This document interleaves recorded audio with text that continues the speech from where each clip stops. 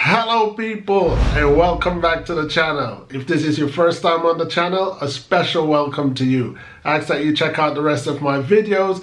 If you like what you see, give them a thumbs up, leave a comment, but more than anything, I'm asking that you subscribe to the channel. Today I'm going to be talking about baby beggars in Jamaica, an apparent scheme that's been going on in Jamaica for a while. But the reason why I've decided to take on this subject is because some arrests have been made, and now it has been established to these baby beggars or potential baby beggars that it is indeed a crime in Jamaica. It is actually a violation of Jamaica's Child Care and Protection Act.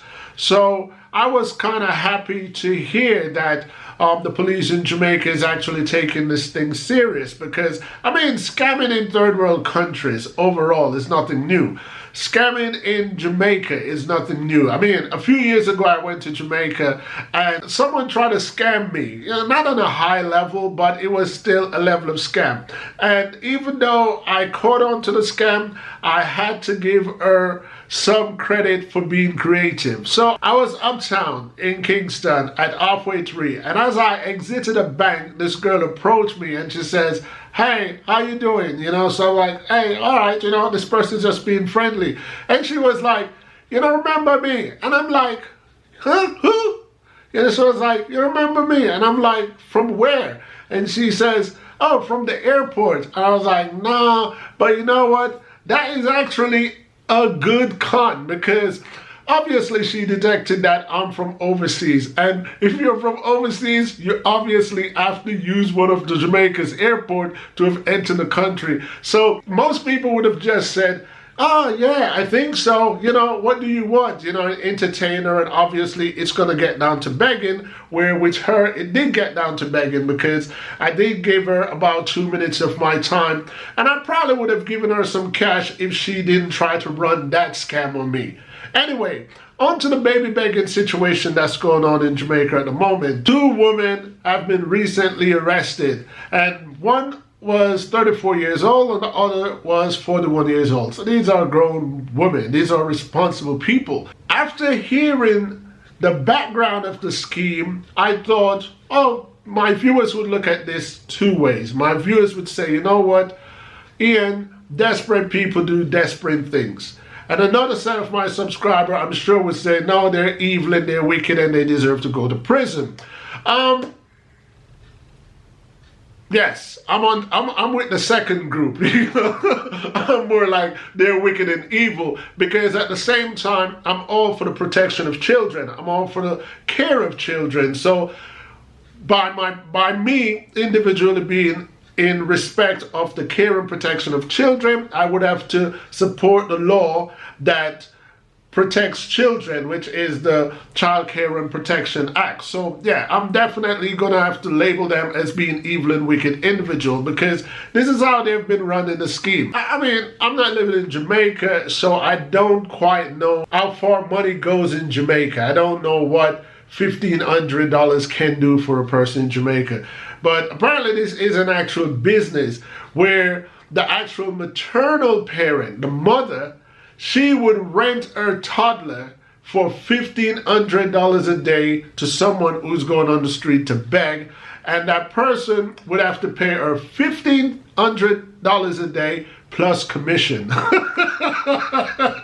It's like a real business. So you give the mother $1,500, so the mother is guaranteed for $1,500, and if you go out, whatever you make, you would come back and you would give the mother a percentage. Obviously, the mother is not there to supervise you. I don't think the business has gone that wide where someone is there to supervise her to realize that she get X amount of money. However, I think it's evil, I think it's wicked, because at the same time, they are preying on the conscience and kindness of working class Jamaicans. Jamaicans have bad reputations, but one thing we know as Jamaican people, as Caribbean people on the whole, if you go on the streets of Jamaica and you beg, you know, Jamaicans tend to scan you. And if you don't look like a cruff or a criminal, or if you don't look like someone that's trying to duck gainful employment and it's obvious or it appears that you're having a hard time, Jamaicans will reach into their pockets and they will give you money. They will even give you their last in some cases. So I do believe people like that should go to jail, or preying on the kindness and the humanity of Jamaican working class people. You know, in Jamaica, I heard about the whole Jamaica scamming situation and lottery scamming, and I didn't understand it. You know, call me naive, but I didn't quite understand it until I researched some of the cases of what was actually going on in Jamaica. And it was pretty much just random people calling people and just saying, you want X amount of money, but you needed to send me this money and send me that money in order to get your money.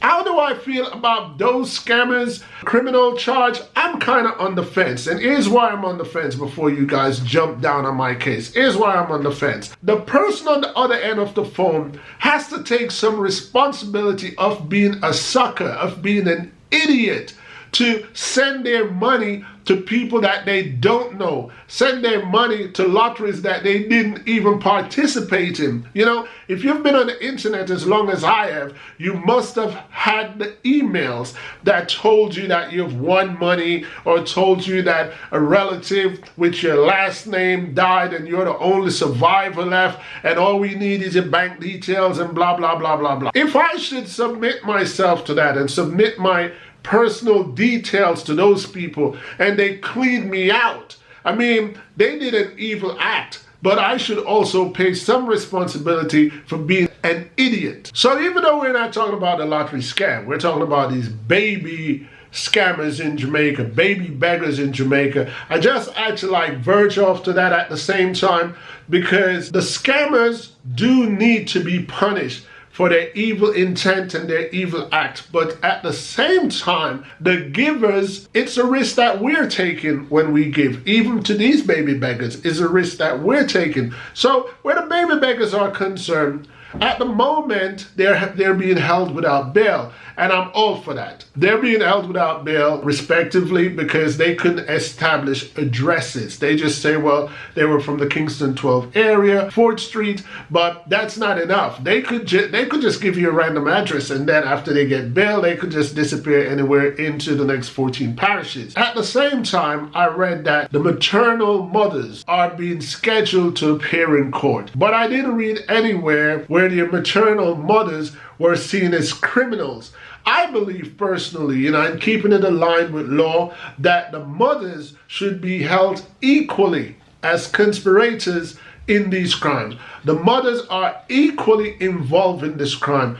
And what kind of like took to me was that I heard that one of the child was actually sick on the day of the hustle. It was obviously that this child had a cold, and someone who was concerned alerted the cops.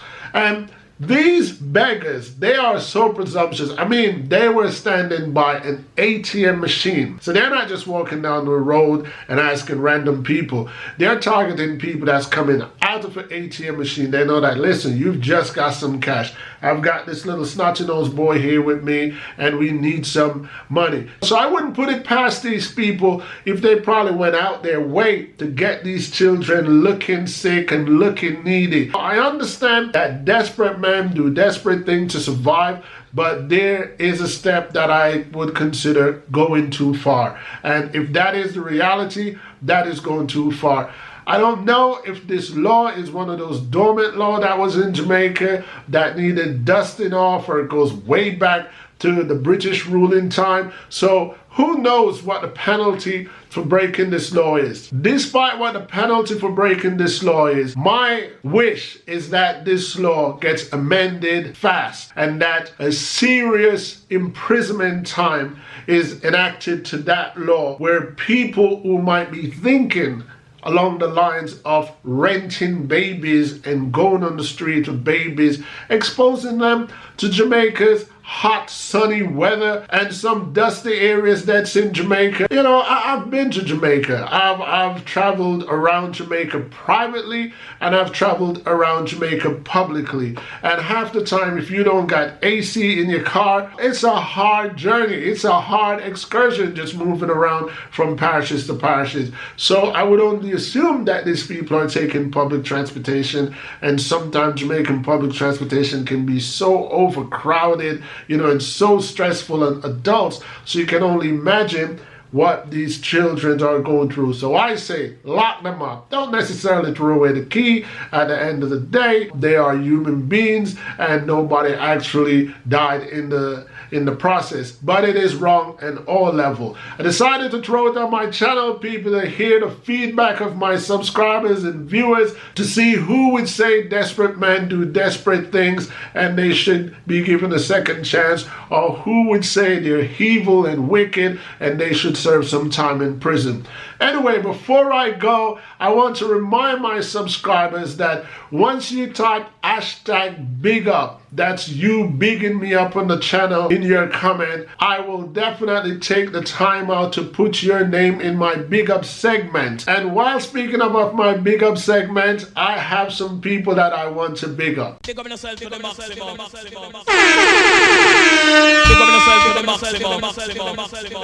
First, I want to big up a subscriber by the name of Kwame Ashanti. Then I want to big up Karen Williams. I also want to big up Everton Edwards. I want to say a special thank you for subscribing to my channel, my wife's channel, and her cooking channel. Big up Everton. And last but not least, I want to big up Light for like the third time. Light, here's the thing, as long as you keep bigging me up, I'm going to big you up, especially if nobody else is bigging me up. But Light, you have been one of my most big up mentioned person, because you have showed me the appreciation of the channel and you have always put hashtag it's big up. So big up yourself, Light. Big up yourself to the maximum.